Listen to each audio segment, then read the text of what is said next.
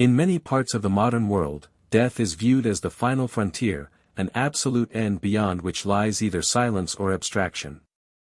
Yet in the traditional spiritual systems of Africa, this notion is radically different. Death is not the end, but a continuation, a transformation, a return to the essence.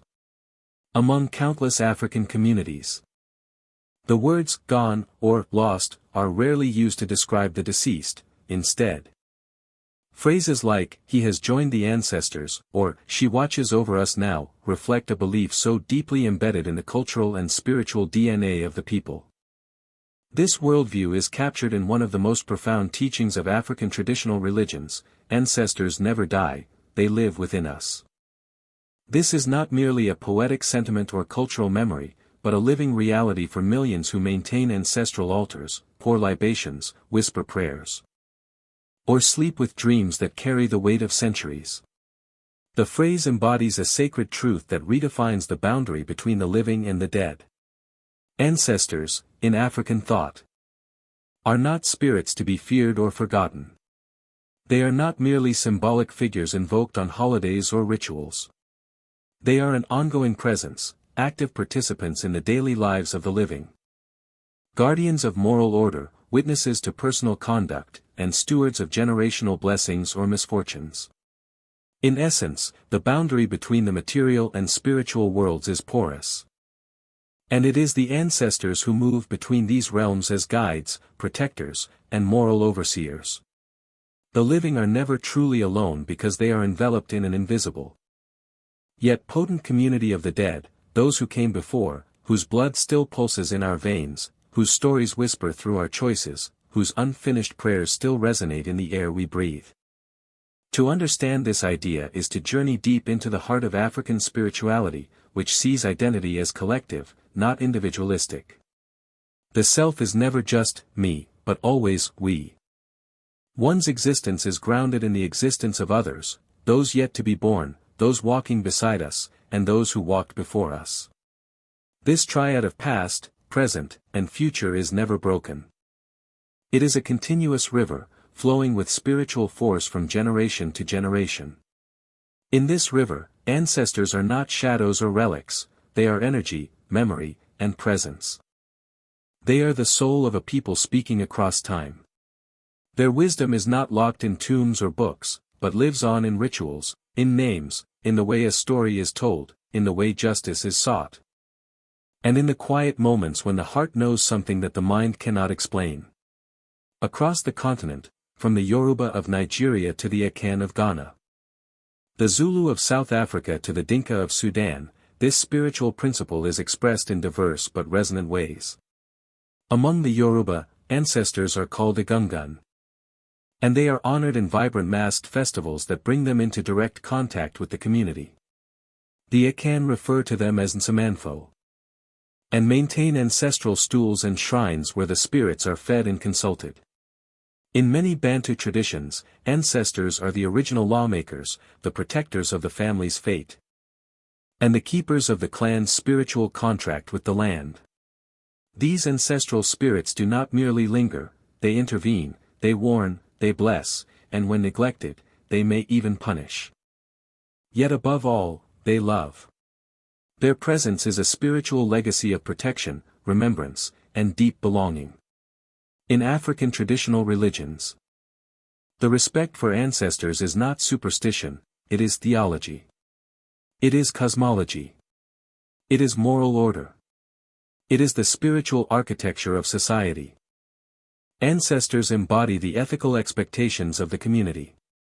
Their lives serve as models of honor or cautionary tales. Children are taught to uphold the values of their forebears not out of fear, but out of reverence, out of a desire to carry the torch forward. A person who brings shame upon the family is not only dishonoring the living, but disturbing the rest of the dead. Conversely, one who brings pride, who builds upon the foundations laid by ancestors, is seen as restoring the dignity and power of the lineage. Thus, every action taken in life echoes across generations. This worldview offers a radical contrast to modern, fragmented understandings of life and death. It insists that the past is not past, it is present. It reminds us that healing does not always come from looking forward but often from looking back. It teaches that the solutions to today's problems may be hidden in the wisdom of those who came before. When communities suffer, many African spiritual practitioners ask not only what went wrong, but who was neglected. Was an ancestral vow broken? Was a spirit forgotten? Was a name erased? In the spiritual logic of ATR, to forget the ancestors is to unplug from the source. It is to wander without direction, to walk without a shadow. And yet, this is not just a religious idea, it is a human longing. Even those who do not identify with ATR often feel a mysterious pull toward their roots. The growing interest in genealogy, ancestral DNA, and cultural restoration in the global African diaspora is a powerful testimony to the idea that something ancient still calls to us. It whispers through old songs, family heirlooms, sacred places, and even in dreams where familiar faces appear with unfamiliar messages. For those who embrace ATR, these moments are not mere coincidences, they are reminders that the ancestors are near. Always watching, always walking beside us. In this lecture, we will explore how African traditional religions understand the reality of ancestors, the rituals that keep them alive, the consequences of neglecting them, and the profound implications of truly believing that those who came before us still dwell within. We will delve into the philosophical, spiritual, and social dimensions of ancestor reverence and examine how this belief continues to shape lives across Africa and the diaspora. As we embark on this journey, let us carry the sacred truth of our opening wisdom: ancestors never die, they live within us. And in honoring them, we honor the deepest parts of ourselves. In many African traditional religions, ATR, death is not interpreted as a final rupture, a tragic cessation of life, or a permanent absence. Rather, it is regarded as a transformation, a crossing over into another state of existence within the same spiritual ecosystem. The deceased does not vanish but changes form, stepping through an invisible doorway into the realm of the ancestors. In this cosmological vision, the human being is not merely flesh and bone, but spirit wrapped in matter. When the body ceases to function, the spirit is released to return to its origin, where it continues to engage with the living in profound, though unseen, ways. The idea of death as a doorway, not a wall, changes everything. It redefines grief, reshapes memory, and rewires the very structure of relationships across time. In African spirituality, life is seen as a continuum. The individual is born into a community, matures into adulthood, and eventually joins the spiritual community of the ancestors. Death is simply the shedding of the body, but not of personhood. This is why the dead are not referred to as dead in many African languages.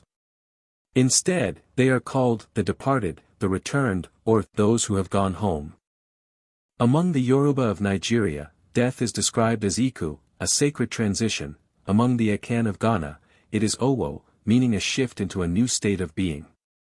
These terms carry less finality and more spiritual motion. The departed are believed to enter a world that mirrors the living, where they continue to exist with awareness, responsibility, and connection to those still in the physical world. However, not every death leads to immediate inclusion in the community of ancestors. There are conditions that must be met for one to be fully recognized as an ancestor. First, the person must have lived a morally upright life, contributed to the well-being of the community, and upheld family and spiritual values. Second, the individual must receive proper burial rites and rituals.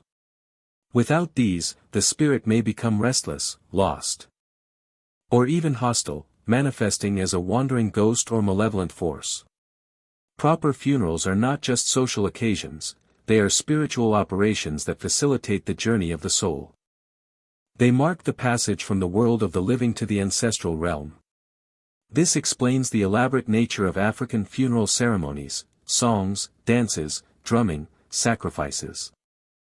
And the presence of diviners are not simply cultural performance, they are sacred acts ensuring that the dead are honored and safely guided home. The relationship between the living and the dead is not broken by death, it is reconfigured. The ancestors do not become distant or irrelevant, they become even more spiritually potent. Their wisdom, once limited by time and space, now becomes timeless. They can speak through dreams, omens, divination rituals, and sacred signs. In some communities, the spirit of the dead returns in the form of a child, reincarnated in the same family line, often bearing names or physical resemblances of the deceased. Naming a child after a beloved ancestor is more than an honor, it is an act of spiritual continuity, a declaration that the ancestor still walks among the people. The notion of death as a spiritual migration also carries with it a rich ethical framework. In ATR, life is not lived for oneself alone. Every action one takes echoes into the spiritual world and affects both the living and the dead. An individual who lives honorably ensures that his or her transition into the ancestral realm will be smooth, celebrated, and welcomed. Conversely, one who violates communal values, betrays kin, or dishonors sacred rituals risks a troubled afterlife, a rejection from the ancestral world. Such a person's soul might wander, become confused, or be unable to protect their descendants. The fear of this spiritual exile serves as a moral compass, reminding people that death is not just an end but a judgment. One's death is not only a biological event, it is a spiritual legacy. In many African societies, stories are told of spirits who have returned due to unresolved business, a broken promise, an unfulfilled vow, an offense never atoned for. The return of such spirits is not fiction, it is a culturally encoded truth that keeps the living accountable. If someone experiences recurring misfortune, illness, or dream visitations, elders may say that an ancestor has been wronged or forgotten. Diviners are then consulted, and rituals of reconciliation are performed to appease the troubled spirit and restore harmony. These rituals serve not only as healing mechanisms but as reinforcements of the belief that death does not sever responsibility, it deepens it. The dead still care about how they are remembered, and their energy influences the lives of the living. This spiritual continuity is also seen in the architecture of African homes and sacred spaces. In many traditional compounds, a designated place is reserved for ancestors, a corner where prayers are said, libations are poured, and names are called during important events. During communal meals, a portion of food may be placed aside as an offering. In some traditions, ancestors are consulted before any major decision, marriage, travel, building a home, or resolving conflict. This is not merely symbolic, it is a genuine spiritual act rooted in the belief that the wisdom of the dead surpasses that of the living. Their nearness is not imagined, it is felt, it is known.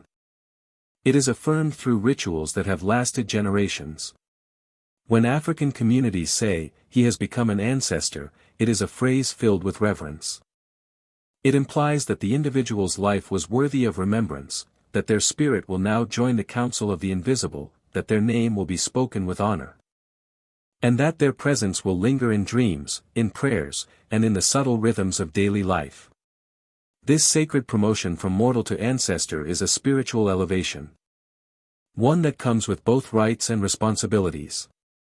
Ancestors are not passive, they are active agents, participating in the destiny of their lineage. Thus, in African traditional religions, death is not feared, it is respected. It is seen as a return, a reunion with the eternal, a chance to watch over loved ones and continue the spiritual work from another plane. It offers the comfort of continuity, the reassurance that no one truly disappears, and the sacred hope that life is part of an unbroken circle. The concept of death, therefore, is inseparable from the concept of life. To die well is to have lived well. To live well is to prepare for a meaningful afterlife. And to honor the dead is to remain spiritually connected, forever part of a community that transcends time and mortality. In the spiritual worldview of African traditional religions, the ancestors are not simply dead. They are the living dead, a term that may seem contradictory at first glance, yet perfectly captures the African understanding of the afterlife. Coined by the great African theologian John Biddy. The concept of the living dead refers to the departed who remain actively engaged in the lives of the living, remembered by name, invoked in rituals, honored through offerings, and ever present in the moral, spiritual, and emotional landscape of the community. This is not a metaphor. To millions across the continent and the diaspora, the living dead are real, potent, and personal. They are family members who have crossed over but remain close, watching, guiding, warning, and blessing, still part of the household, even if invisible to the eyes. The status of a person as a living dead depends largely on memory and connection. In this understanding, a deceased person becomes an ancestor, not merely by dying, but by being remembered.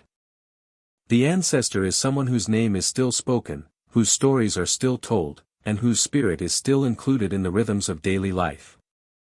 They are the dead who are alive in the consciousness of the community. Their presence is sustained through ritual invocation, symbolic acts, and sacred spaces where their spirits are honored. As long as someone still remembers them, still calls their name during ceremonies, or pours libations to them at family gatherings, they are alive. The living dead, therefore, exist in a unique middle world, no longer physically present, yet not wholly gone. They occupy a spiritual dimension that overlaps with human life, a sacred closeness that binds generations together across time. This bond is not theoretical. In practice, many African families maintain close relationships with their ancestors. They speak to them during important moments, before marriages, births, harvests, or journeys. A man may kneel before the ancestral shrine and ask for his grandfather's blessing before taking a business risk. A woman may feel her late mother's presence in a dream, whispering advice about a troubled relationship. When a child is named after a departed relative, it is not seen as mere homage, it is believed that the ancestor may return in spirit to walk again in the world through this new life. In this sense, ancestors are not just observers, they are participants. They care about the family's success, its unity, its moral integrity. They are not passive spirits floating in the distant cosmos. They are emotionally invested, relationally tied, spiritually engaged. Across African cultures, different terms describe this sacred class of spirits. Among the Yoruba, they are known as Egungun, and are honored with colorful festivals in which masked dancers represent the return of ancestors to bless or advise the community. The masks are not costumes, they are spiritual vessels. When the Egungun dancers enter the village, people bow, kneel, and pray, not to the dancer but to the spirit believed to animate him. Among the Shona of Zimbabwe, the term Midzimu refers to ancestral spirits who protect the family and ensure harmony with the land. The Akan of Ghana speak of the Nsamanfo, ancestors who dwell in the spiritual realm but return during rituals to communicate their will. In each case, the language reflects a reality that the ancestors are not gone, they are only changed. What distinguishes the living dead from ordinary spirits or ghosts is their personal connection to the family and community. Ghosts are nameless, disconnected, and often feared. Ancestors, on the other hand, are known, loved, and respected. They belong to a lineage. They have biographies. They lived among the people, bore children, planted crops, settled disputes, made sacrifices. Their virtues and flaws are remembered, their teachings passed down, their presence invoked not only for protection but for accountability. They are part of the living's moral universe. And they demand ethical behavior. A man who abuses his wife may be reminded, your ancestors are watching. A child who dishonors her parents is warned, you bring shame to your forebears. In this way, the living dead function as a moral compass, guiding human behavior through spiritual memory. Their role also extends to justice and judgment. When a crime occurs and no one confesses, elders may invoke the ancestors to expose the truth. In some communities, trials are conducted not only with human witnesses but with the invoked presence of the ancestors. Oaths may be sworn in their name. Curses may be broken through their intercession. A sick person may seek healing not from medicine alone, but by confessing a hidden wrongdoing to the ancestors, asking their forgiveness, and restoring broken spiritual harmony. In these cases, the ancestors act as judges, not to punish arbitrarily, but to maintain the sacred order passed down through generations. They are guardians of truth, not tyrants of the dead. The connection to the living dead is not only spiritual, it is deeply emotional. Many Africans maintain intense personal relationships with departed loved ones, visiting their graves regularly, offering food and drink, lighting candles, or placing symbolic items such as kola nuts, coins, or personal belongings. These acts are not merely commemorative, they are relational. The grave is not just a resting place, it is a point of contact. The photograph of a late mother on the wall is more than a memory, it is a window into spiritual dialogue. When someone says, "I feel her with me," they are not speaking in metaphor. They are describing a presence that is real, felt, and meaningful. The living dead continue to fulfill their roles as nurturers, advisors, and protectors, even across the veil. Yet, this relationship is a two-way street. Just as ancestors bless the living, they can also withhold favor. If neglected, disrespected, or forgotten, they may withdraw their protection or send warnings through dreams, sickness, or misfortune. In some cases, they may even disturb the peace of the household, prompting divination or ritual inquiry to restore the broken link. But their anger is never arbitrary, it is corrective. They discipline as a parent would a beloved child, aiming to restore balance rather than destroy. The living are expected to maintain the relationship through offerings, rituals, storytelling, and righteous living. This ongoing interaction creates a sacred ecology of mutual care and spiritual accountability. Ultimately, the concept of the living dead reminds us that life is never lived alone.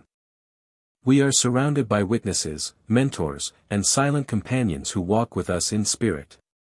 Our victories are theirs, our failures, too, touch their legacy. They are not just the past, they are the ever-present heartbeat of tradition, the spiritual glue of identity, the invisible scaffolding of African life. To honor them is to remember who we are, where we come from, and what we must carry forward. In African traditional religions, to live is to live with the ancestors, to hear their voices in the wind, to feel their presence in the night, and to carry their wisdom in the choices we make. The living dead are the sacred bridge between yesterday and today, between memory and destiny, between the seen and the unseen.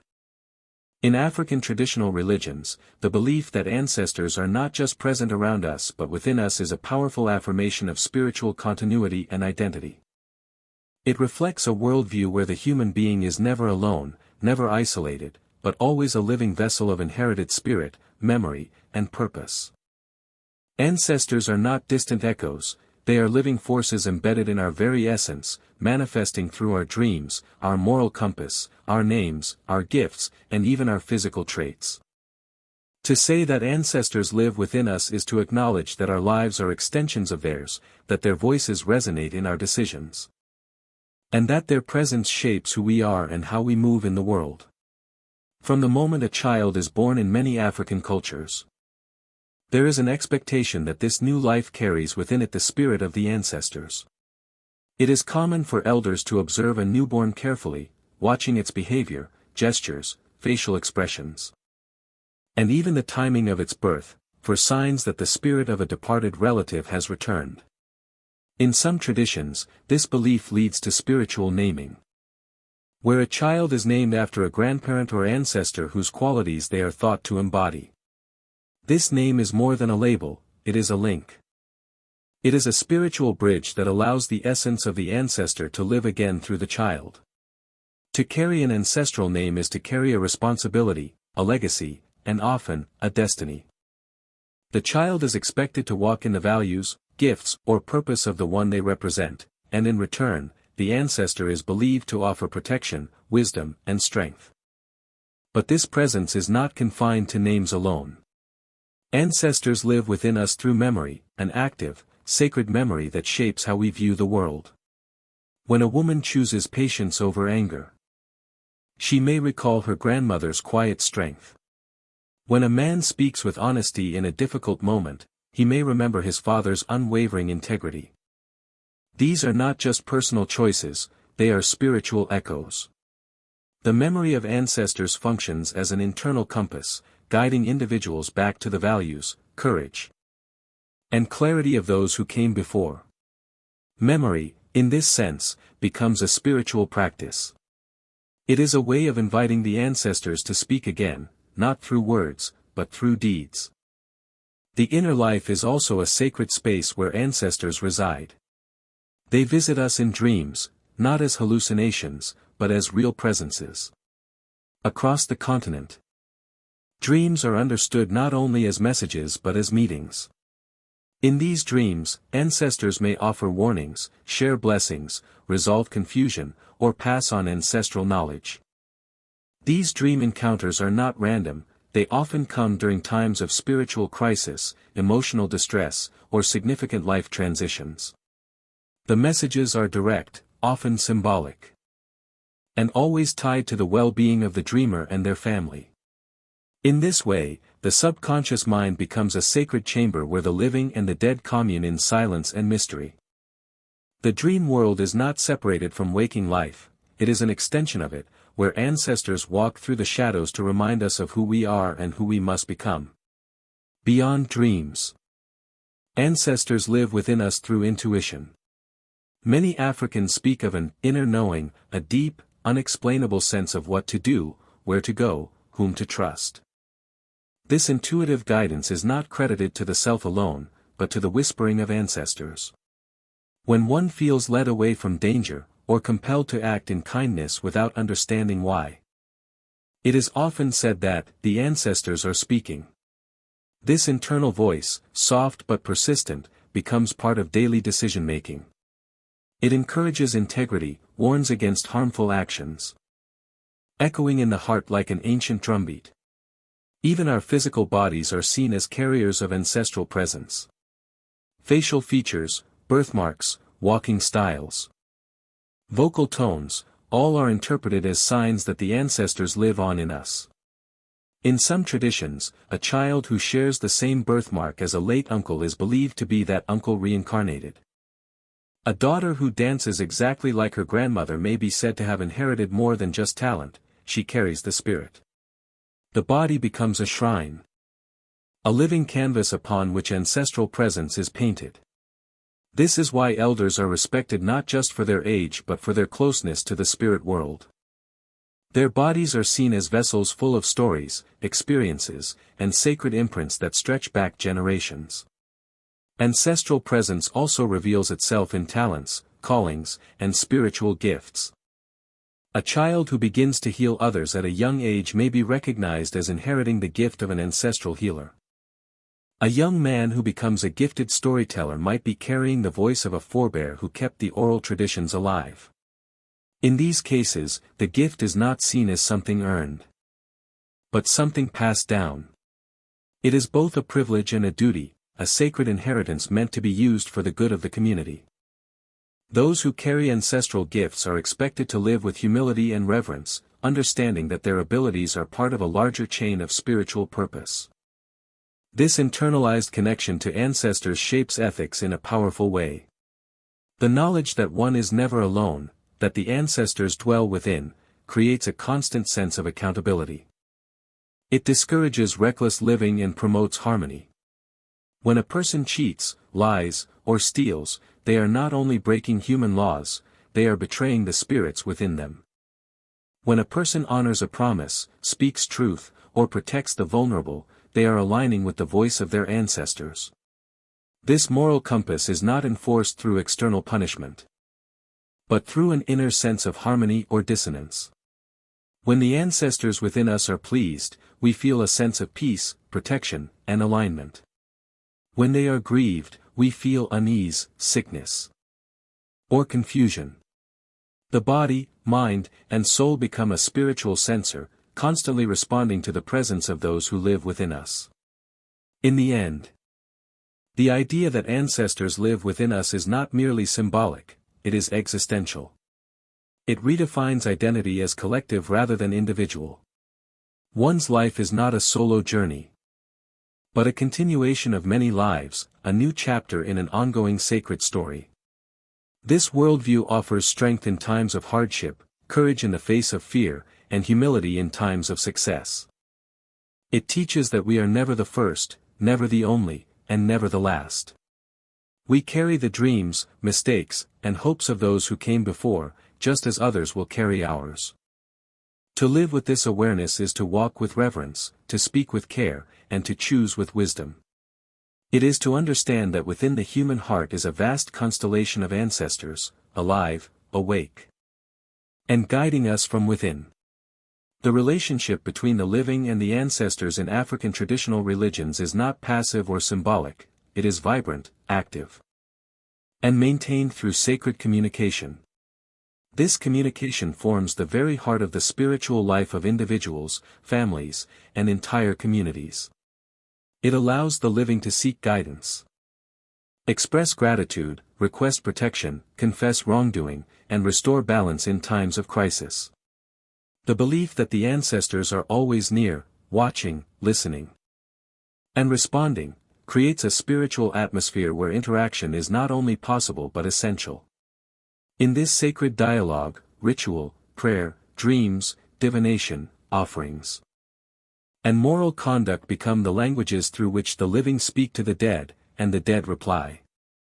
At the center of this communication is ritual, an embodied form of spiritual speech. Rituals vary widely across African cultures, but they all serve a common purpose, to open the pathway between the physical and spiritual worlds. These ceremonies are often held at home altars, ancestral shrines, sacred trees, or communal gathering spaces. A family may pour libation, water or wine spilled gently on the ground, as an offering to the spirits. As the liquid touches the earth, the elder will speak aloud the names of the ancestors, invite them to be present, and make requests or declarations. These words are not recitations, they are direct addresses to known spirits. The tone is intimate, respectful, and personal. One might say, "Grandfather, you who protected us during the great drought, we call you now. Help your children who are in need again." This is not prayer in the distant or impersonal sense, it is communion. In many traditions, the most important times for communication with ancestors are during key life events, births, marriages, funerals, harvests, and times of illness or misfortune. Before a wedding, families may perform ancestral rites to ask for the couple's blessing. When a baby is born, elders may consult the ancestors to understand which spirit has returned to the earth. During funerals, the living speak at length to the deceased, sending them off with messages of love, remembrance, and expectation that they will soon join the ranks of the ancestral spirits. The living plead for peace in the journey, and they promise to honor the memory of the one who has gone. These moments affirm that death is not a rupture but a transition, that communication continues, even across the veil. Offerings are another critical medium through which communication flows. Food, drink, cloth, coins, tobacco, or symbolic items may be placed at ancestral shrines or graves.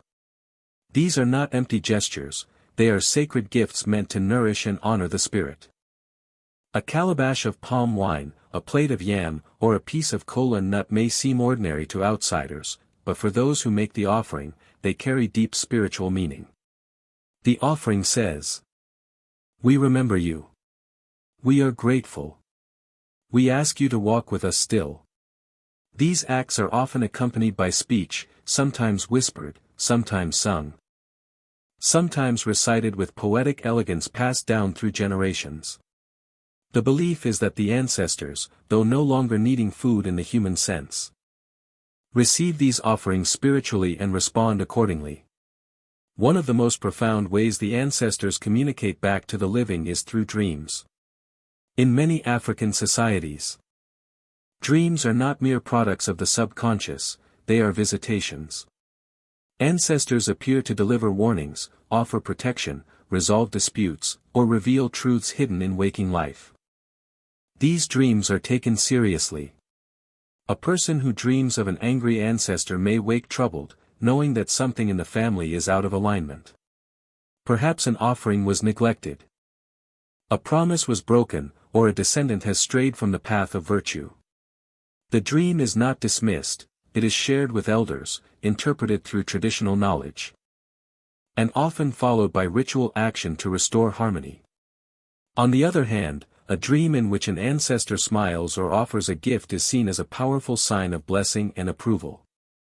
Another form of communication comes through divination, a sacred practice that allows specialists, such as diviners or spiritual elders, to interpret the will of the ancestors and the unseen world. In many cultures, the diviner is trained from a young age, often selected through a spiritual calling or family lineage. Using objects such as cowrie shells, bones, stones, or carved wooden figures. The diviner reads patterns and symbols to reveal messages from the spirit realm. A family may visit the diviner to ask why their crops have failed or why a child is sick. The diviner may say, "Your grandfather is displeased that you no longer make the annual sacrifice," or "Your great-aunt says you must reconcile with your brother." In these moments, the ancestors speak, not metaphorically, but through the mouth of one trained to listen. The message is received, and actions are taken to correct what is out of balance. Music, dance, and drumming also serve as sacred languages of communication. During festivals such as the Yoruba Egungun, masked dancers represent returning ancestors who bless and instruct the living.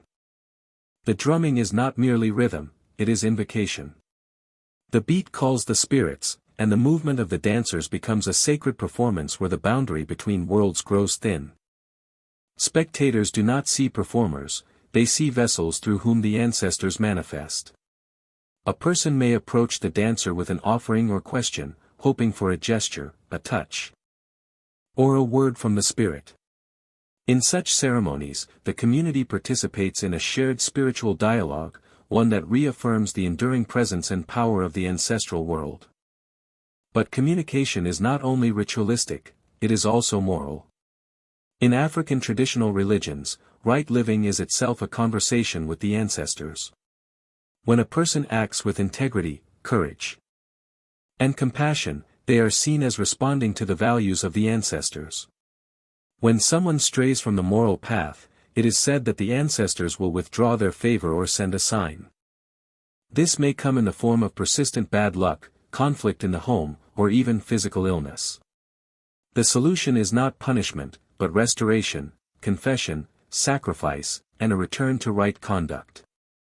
The ancestors are not petty, they are guardians of balance. They speak through the circumstances of life, constantly guiding the living toward harmony with the spiritual order. Even silence can be a form of communication. Sometimes, the absence of ancestral presence, a dream that will not come, a ritual that feels cold, signals a need to search deeper. Perhaps the ancestors are waiting for reconciliation, for a promise to be kept, for a voice to be raised in prayer again. This silence is not abandonment, it is invitation. The ancestors are always near, but they respond best to love, reverence, and truth. Ultimately, communication with the ancestors is not a matter of superstition but of sacred relationship. It requires attentiveness, humility, and consistency. It is rooted in the knowledge that the living and the dead form one family, one continuum of existence, one shared soul. The ancestors are not relics of the past, they are active participants in the present. Through speech, ritual, silence, dreams, and daily life, the conversation continues, an eternal dialogue that shapes the destiny of the living while honoring the legacy of the dead. In the spiritual universe of African traditional religions, ancestral presence is not limited to ritual spaces or extraordinary moments, it flows into the rhythms of everyday life. Far from being distant observers, ancestors are viewed as ever-watchful companions who continue to guide their descendants through mundane tasks, family decisions, personal crises, and community affairs. This belief does not merely comfort, it actively shapes behavior, choices, and identity. When people say, "The ancestors are with me," they do not speak metaphorically. They mean it in the deepest, most practical sense, that their lives are being shaped and shepherded daily by those who walked before them. The influence of ancestral guidance often begins the moment a person wakes up. In many households, morning prayers or brief words of remembrance are spoken before starting the day. These may not be formal rituals, but small gestures of acknowledgement, lighting incense, speaking the names of the ancestors, offering water or food before eating. This spiritual mindfulness becomes the foundation for all actions that follow. A person may ask their ancestors for clarity before a job interview, safety before a journey, or peace before a family meeting. These acts of trust are woven into the flow of life, not as superstition, but as living relationships with trusted elders in the spirit world. This guidance reveals itself in subtle but unmistakable ways. For instance, someone might be preparing to travel when they suddenly feel uneasy for no apparent reason. In African spiritual logic, such feelings are not dismissed, they are interpreted as signs. The unease may be the ancestors' way of saying, "Not today." If ignored, misfortune may follow. If heeded, danger may be avoided. Many who live within this worldview can recall stories where such spiritual nudges protected them from accidents, theft, betrayal, or poor decisions.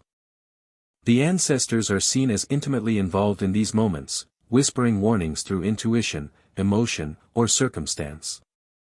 Dreams are perhaps the most recognized pathway for everyday ancestral guidance. But unlike ritual dreams that convey profound spiritual instruction, many dream messages in daily life are simple and situational.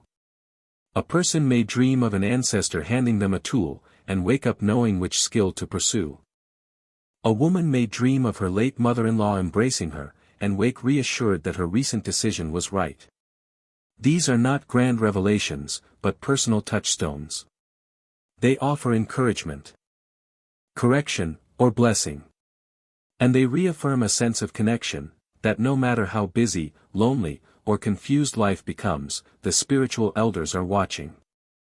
Guidance also comes through speech, spoken words passed from parent to child, elder to youth. In African traditional religions, oral tradition is not just cultural, it is spiritual. When a grandmother says, "Your great-grandfather never lied, and neither should you," she is not merely giving advice, she is channeling ancestral wisdom. Every proverb, every cautionary tale, every blessing uttered over food or before a journey is infused with the voice of those who came before. The living do not claim their wisdom as their own, they pass it down as borrowed truth from those whose spirits still walk beside them. In everyday ethics, ancestral guidance plays a quiet but persistent role. People often act with restraint and integrity not because of fear of law, but out of reverence for the ancestors. One does not steal because, "My ancestors are watching." One does not cheat because, "My father would be ashamed." One honors their elders because, "Our people do not forget those who gave us life." These moral choices are not abstract, they are rooted in the ongoing presence of spiritual witnesses. When a man is tempted to take what is not his, he may recall a story of his grandfather who refused to steal, even in hunger. This memory becomes more than a tale, it becomes a shield, a moral compass carved into the soul. The role of ancestors in relationships is equally significant. When choosing a spouse, resolving conflict, or raising children, the guidance of the ancestors is frequently invoked. In some traditions, divination is consulted before marriage, not just to foresee compatibility, but to ensure that the union aligns with ancestral harmony. If an ancestor disapproves, the couple may face recurring problems until the issue is resolved. Family arguments are often seen as not only emotional tensions but spiritual imbalances. To make peace, people may not only apologize to each other, but also make offerings or prayers to their ancestors, asking for forgiveness on a deeper level. In this sense, ancestral guidance does not stop at advice, it moves into the realm of healing, restoration, and peacekeeping. Economic decisions are also shaped by ancestral presence. A farmer may choose when to plant based on a dream from an ancestor. A merchant may avoid a business partner after receiving a warning through divination. A family might choose to build a house only after consulting the spirits at their ancestral shrine. These decisions are not made in fear, but in respect for wisdom beyond the visible. Prosperity is believed to flow when the ancestors are pleased, and misfortune when they are ignored or dishonored. To succeed in daily life is to remain in harmony with those who paved the way. Even in leisure and celebration, ancestral guidance is present. Festivals, dances, naming ceremonies, and storytelling nights all include some form of ancestral acknowledgement. A child's first steps may be greeted with clapping and the words, "You walk like your grandfather." A successful harvest may be followed by a Thanksgiving offering. Songs that praise ancestors are sung not only in temples but in kitchens, fields, and streets. This constant presence affirms that spirituality is not separate from daily life, it is daily life. Every breath, every step, every word exists within a sacred continuum that links the past, present, and future. In times of personal crisis, sickness, grief, failure, the role of ancestral guidance becomes even more central. Many believe that physical or emotional suffering may be caused by spiritual disconnection. One may be falling ill not simply due to biology, but because an ancestor has been forgotten, a promise broken, a moral path abandoned. In such moments, people turn to traditional healers or spiritual elders to interpret the meaning of their suffering and restore the link between the living and the dead. A healing ritual, an offering, or a personal transformation may be necessary to realign the person with the will of the ancestors. Recovery is not only physical, it is spiritual. And the ancestor is not a ghost hovering outside, but a presence dwelling within, calling the person back to their truest self. In the final view, ancestral guidance in everyday life is not about superstition or blind obedience. It is about relationship. It is about remembering that we do not walk alone. It is about listening, to dreams, to intuition, to memory, to elders, to the silent voice inside that says, "This is the right way." The ancestors do not dictate every step, but they shape the path. They do not control our minds, but they illuminate our choices. Their guidance is both gentle and firm, both mysterious and deeply practical. To walk with ancestral awareness is to live with direction, dignity, and depth. To reject that guidance is not simply to act freely, it is to risk wandering. But to embrace it is to live in harmony, with one's self, one's family, one's community, and the vast invisible network of wisdom that surrounds us. It is to know that behind every action, there stands a chorus of voices, not shouting, not forcing, but whispering with love, "We are here. Walk well." In the moral and spiritual universe of African traditional religions, the ancestors are not only honored as sacred figures of the past, they are seen as living presences who require ongoing recognition. Their role is not passive, they are active protectors, guides, and guardians of the family's spiritual equilibrium. When they are honored, the household thrives. But when they are forgotten, whether through negligence, disrespect, or abandonment, the consequences can be profound. The ancestors, like any elder whose voice is silenced, will not remain indifferent. Their silence becomes warning. Their absence becomes a shadow. In this silence and withdrawal, misfortune often finds space to enter, and harmony begins to unravel. The forgetting of ancestors is not always deliberate. Sometimes it begins with modern distractions, families migrating to cities, rituals skipped due to busyness, or younger generations drifting from tradition. Ancestral shrines go unattended. Names are no longer spoken during prayers. Offerings are not made, even during important milestones. At first, nothing seems to change. But slowly, subtle signs emerge, strained relationships, inexplicable illnesses, recurring financial troubles, emotional unrest, or a pervasive sense of disconnection. In African thought, Such patterns are not dismissed as mere coincidence, they are interpreted as signs that the spiritual balance has been disturbed. The ancestors are no longer present in the way they once were. And their absence is felt not in words, but in the unsettling of life itself. Elders and spiritual leaders often remind the community that to forget the ancestors is not just an act of neglect, it is a rupture of the sacred bond that links the living and the dead. This bond is what gives people identity, strength, and protection. Without it, a person is exposed, vulnerable to misfortune, spiritual confusion, and even ancestral wrath. Unlike malicious spirits, ancestral spirits do not seek to harm, but they do respond when the harmony they uphold is broken. Their displeasure is corrective, not vengeful. They may send warnings, disturbances, or obstacles, not to destroy, but to awaken the soul to remembrance. One of the first ways this ancestral warning manifests is through dreams. A person who has ignored ancestral rituals for years may suddenly dream of a stern-faced grandmother, silent but present. Or perhaps the dream shows a crumbling family home, fire consuming sacred objects, or a child wandering alone in a dark forest.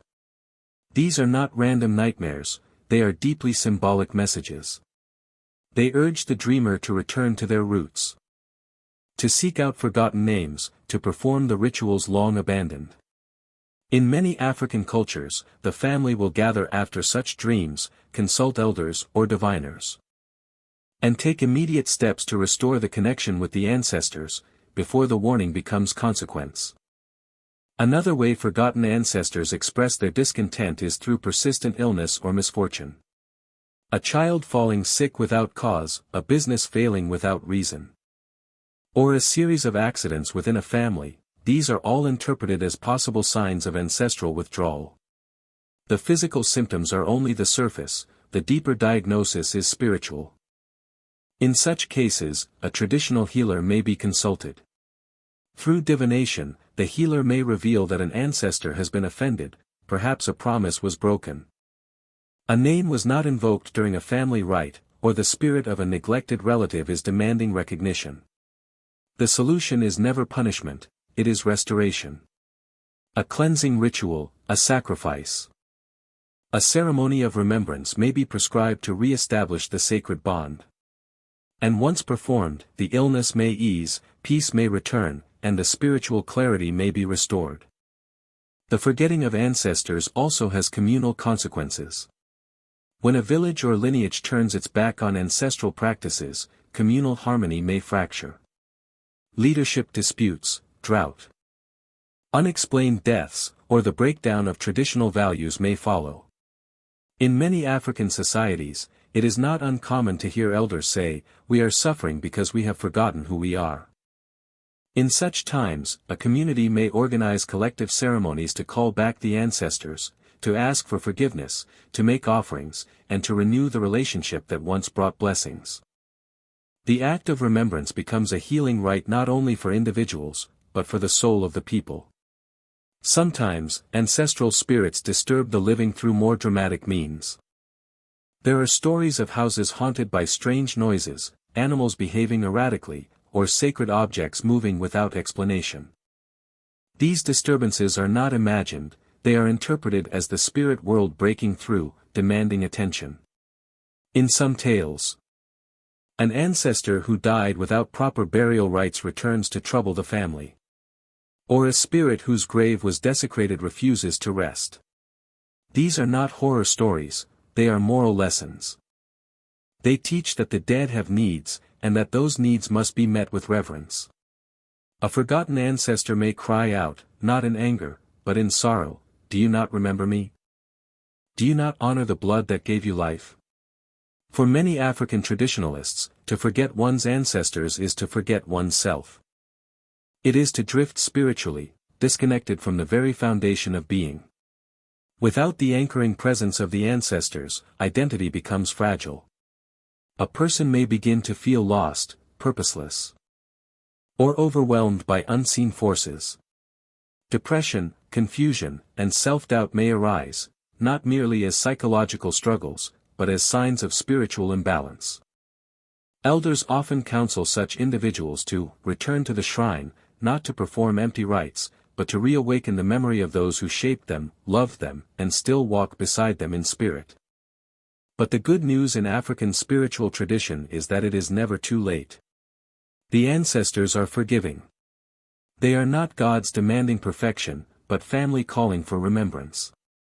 A simple act, a whispered prayer, a libation, the lighting of a candle, the telling of an old story, can begin the process of reconnection. One does not need to build a grand altar to be heard. The ancestors respond to sincerity. They hear the voice of the one who says, "I have forgotten, but now I remember." And when they hear, they return. In essence, the forgetting of ancestors is not judged with cruelty, it is met with longing. The ancestors do not punish for pleasure, they signal, disturb, and shake the soul only so that harmony can be restored. Their presence is a gift, their absence a loss. But that loss is never final. Through conscious remembrance, through ritual, through acts of moral integrity, the connection can be mended. And the blessings can flow once more. To live in African tradition is to walk with a deep awareness, that we carry the hopes of those who came before. And we prepare the path for those who come after. To forget that is to wander. But to remember is to come home, to the spirits that never left, to the wisdom that never died. To the love that spans generations and refuses to be erased. Healing, in the worldview of African traditional religions, is never just physical. It is emotional, communal, and most deeply, spiritual. Illness of the body may be caused by pathogens, but illness of the soul is often traced to disconnection, from the self, from the community, and most significantly, from the ancestors. When a person strays from the path, neglects their rituals, forgets their lineage, or disrespects the values handed down through generations, a kind of inner fracture begins to form. It is not always visible at first. But over time, the symptoms show themselves, in chronic misfortune, emotional turmoil, estrangement from loved ones, and a gnawing sense of purposelessness. This is where ancestral reconnection becomes not just a cultural act, but a sacred medicine. To reconnect with one's ancestors is to begin the journey of healing from the inside out. This healing is rarely instantaneous. It begins with acknowledgement, with the humility to admit, "I have wandered. I have forgotten." In many African cultures, the first step is often confession. Not in the Christian sense of sin, but in the traditional sense of restoration. The person must recognize what has been lost, not just ritual practices, but the very roots of their being. A visit to an elder, a diviner, or a traditional healer often initiates this process. Through ritual consultations, such as throwing bones, casting cowries, or reading sacred symbols, the spiritual diagnosis is revealed. It may be that a paternal ancestor was not properly buried.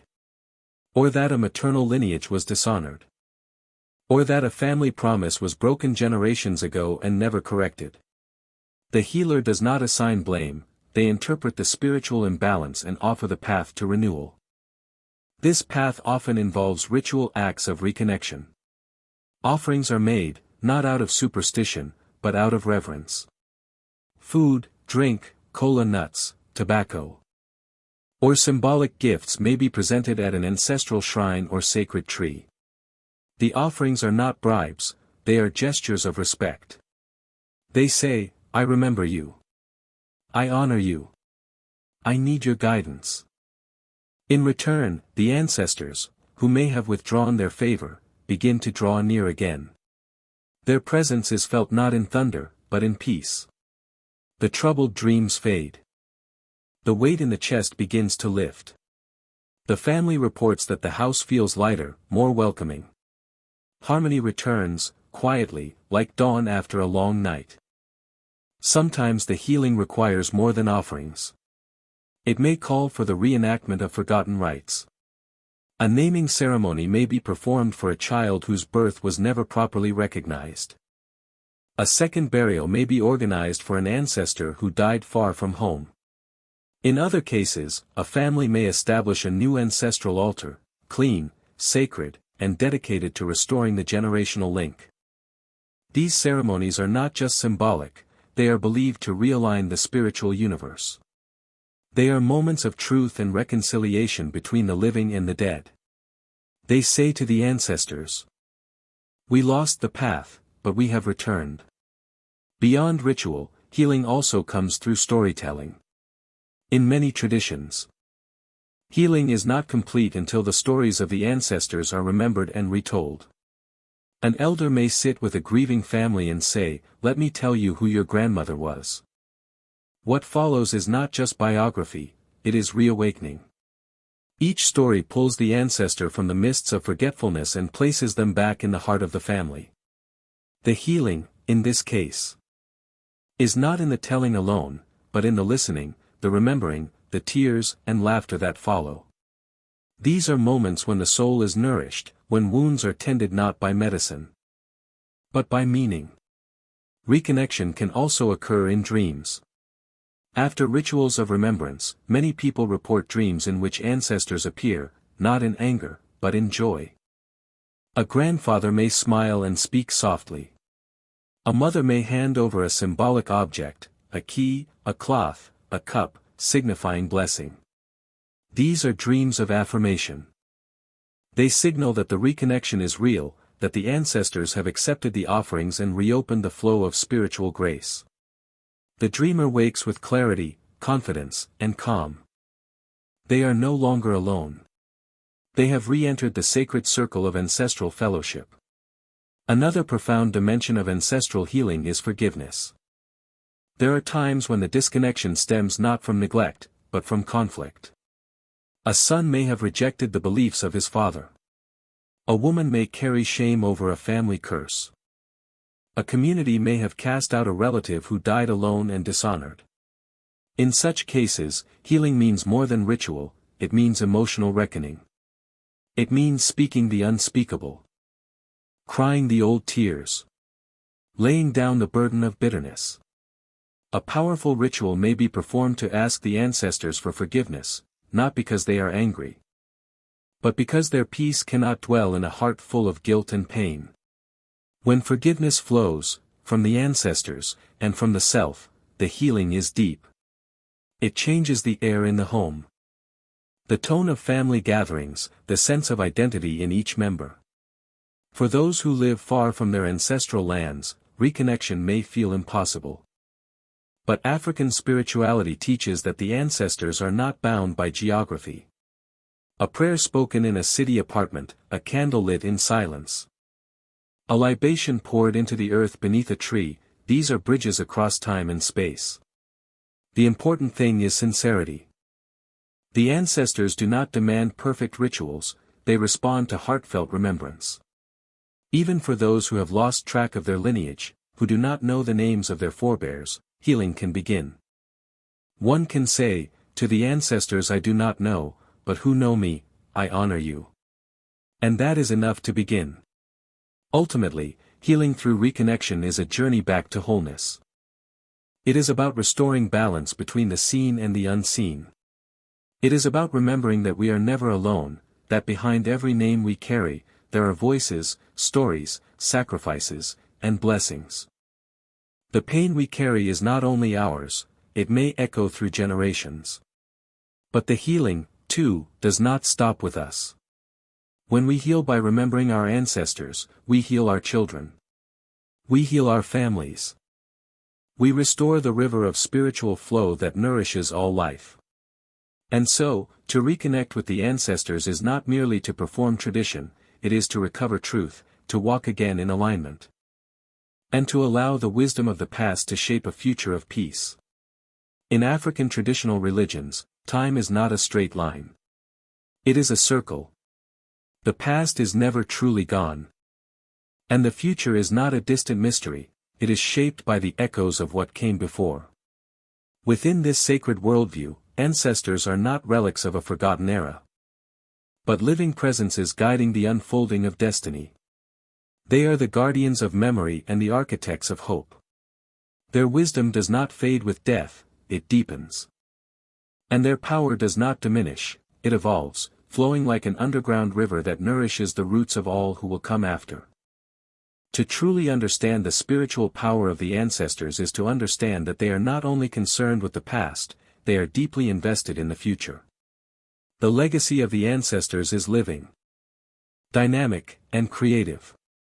They do not simply ask to be remembered, they offer guidance on how life should be lived now, and how communities can thrive tomorrow. Through dreams, signs, rituals, and the voices of elders, they speak into the present with clarity.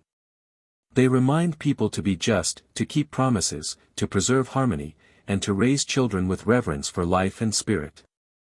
In this way, the ancestors serve as moral compasses, not only for individuals but for whole communities. They help shape the values that get passed down: respect for elders, care for the vulnerable, honesty in dealings, and a deep sense of duty to family and earth. One of the most beautiful truths in African spirituality is this: the ancestors do not stop working when their bones are buried. They continue to labor in the spiritual realm, planting seeds for future generations. In many cultures, it is believed that the blessings we receive, protection in dangerous moments, unexpected opportunities, guidance at life's crossroads, are the fruit of ancestral intercession. The ancestors see what we cannot. They watch over unborn children, protect sacred land, and walk beside leaders making difficult decisions. Their love is not confined to memory, it is active, visionary, and forward-moving. They carry our hopes before we even speak them. The idea of legacy is not abstract in African tradition, it is practical and lived. A farmer planting yam on ancestral land knows he does so not only to feed his family, but to honor those who once cleared and tilled the same soil. A mother naming her child after her great-grandmother knows that she is not only preserving a name, but inviting the spirit of that woman to live again in strength and wisdom. A village rebuilding a sacred shrine is not performing a nostalgic act, it is making space for future blessings to flow. Every ritual, every prayer, every act of remembrance is also an act of planting, for those yet to come. The ancestors are also deeply concerned with continuity. They care about whether their descendants will carry forward not just their names, but their spirit. In many traditions, it is believed that ancestors choose to reincarnate within the same family line, especially through children who are named after them or show similar traits. These returning souls are not simply copies, they are new lives bearing the memory and mission of those who came before. When families honor their ancestors properly, it is said the line remains strong, upright, and full of blessings. But when the ancestral path is broken, through neglect, betrayal, or shame, the lineage may suffer. Misfortune may repeat. Talents may fade, and a sense of confusion may grow. That is why honoring the ancestors is not merely about the past, it is about securing a future that is whole. In a rapidly changing world, many young Africans feel the tension between tradition and modernity.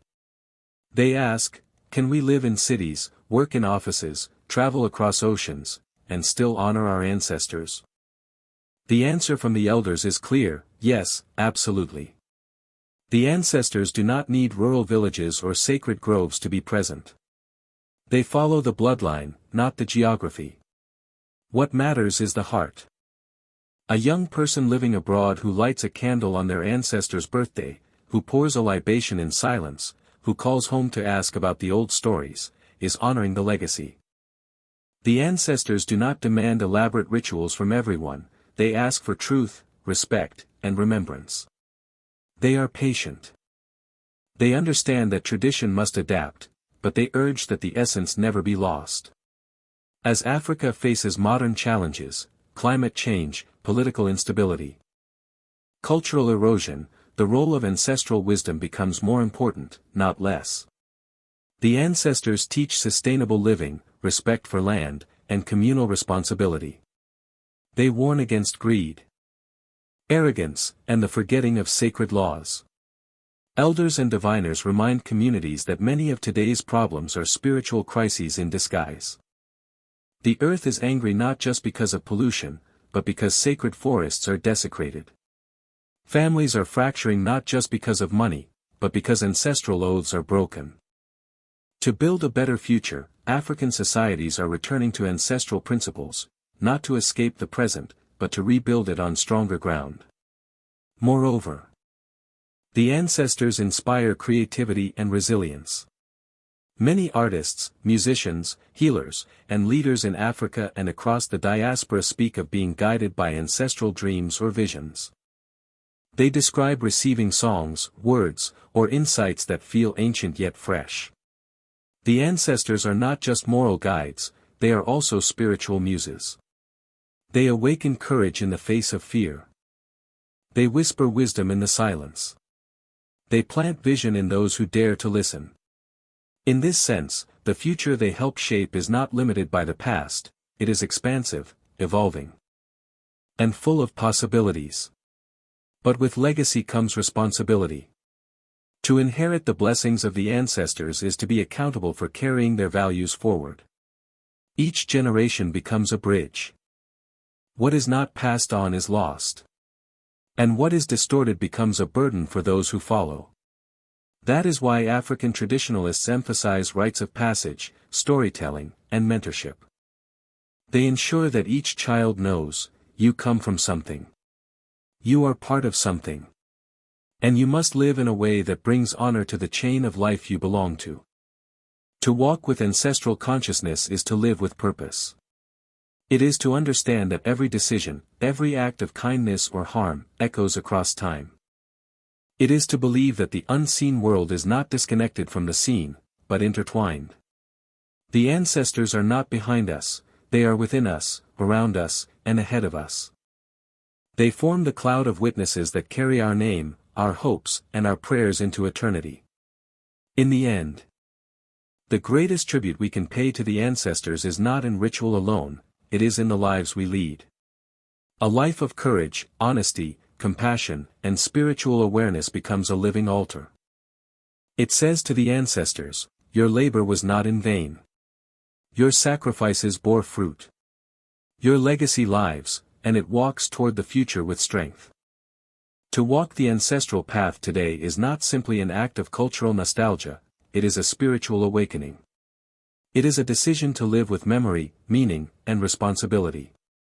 In a world that increasingly prizes speed over depth, consumption over connection, and progress over roots, African traditional religions offer something radically grounding. The truth that the past is not dead, that the spirits of our ancestors walk beside us, and that their wisdom still speaks to the deepest questions of our time. This journey is not about abandoning modern life or rejecting innovation. It is about rooting innovation in the sacred. It is about remembering that before we had buildings, we had trees that spoke to the gods. Before we had formal education, we had stories that taught us how to live. Before we had nations, we had lineages that reminded us who we are.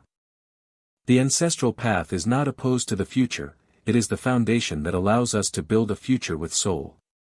Many today feel a deep spiritual hunger, a sense that something is missing. Despite access to information, entertainment, and global networks, people often report feeling lost, anxious, or disconnected. That is because the soul does not feed on data, it feeds on belonging.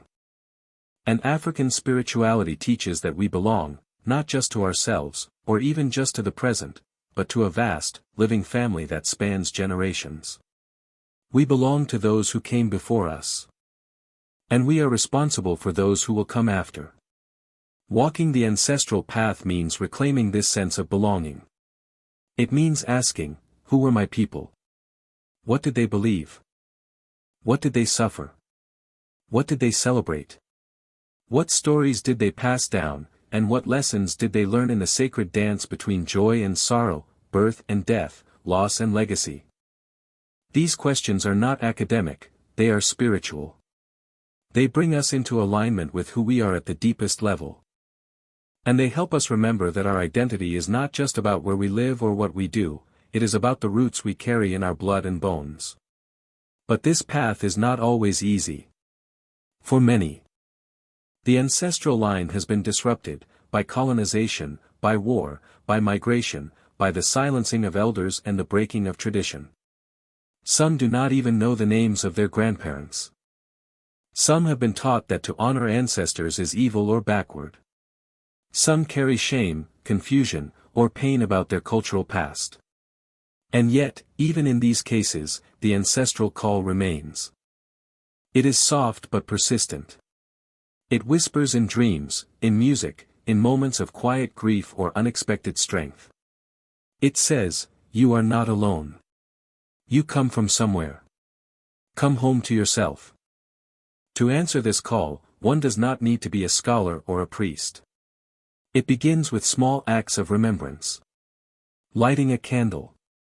Saying a name aloud. Visiting the land where one's people once walked. Listening to the stories of elders. Pouring libation to the unseen. Praying not only to God, but with the ancestors beside you. These acts may seem simple, but they carry immense power. They send a signal across time: I remember. I honor. I walk with you. And as we walk with the ancestors, we are transformed. We begin to see the world not as a collection of isolated events, but as a sacred web of interconnection. We understand that our choices matter, not just for us, but for those who will come after. We learn to carry ourselves with dignity, to speak truth, to live with integrity, because we carry more than our own name. We carry the voice of those who survived, who prayed, who planted, who sang. Who died with hope in their hearts. This is why the ancestral path is so powerful. It makes every moment meaningful. It turns ordinary life into sacred life. Cooking a family recipe becomes a ritual of connection. Telling a story becomes a spiritual act. Planting a tree becomes a prayer. Even grief is transformed, not into despair, but into memory with love. Death is no longer the end, it is the return to the great circle of those who watch, bless, and guide. For communities that have maintained ancestral practices, this path continues through festivals, rituals, initiation rites, and sacred gatherings. But even for those who have been separated from these traditions, the door remains open. The ancestors are not rigid. They understand loss. They understand exile. They understand the complexities of the modern world. What they ask is not perfection, but sincerity. They ask for truth. And they respond to any heart that calls to them in respect. As we face the challenges of the 21st century, climate breakdown, cultural erosion, spiritual emptiness, the teachings of African traditional religions become more relevant than ever. They remind us that we are not the first to face hardship. Our ancestors faced droughts, wars, famines, and betrayal, and yet they endured.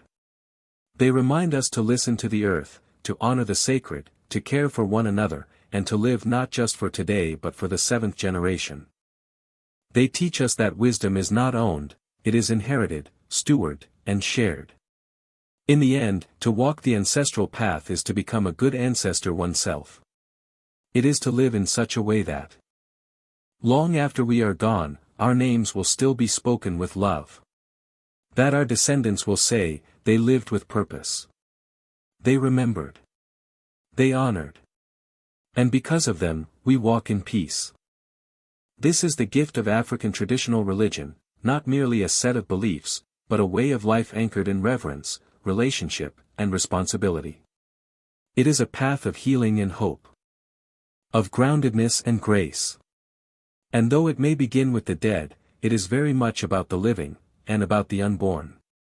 The ancestors are calling, not to bind us to the past, but to guide us toward a future that is rooted, radiant, and whole. We only need to listen.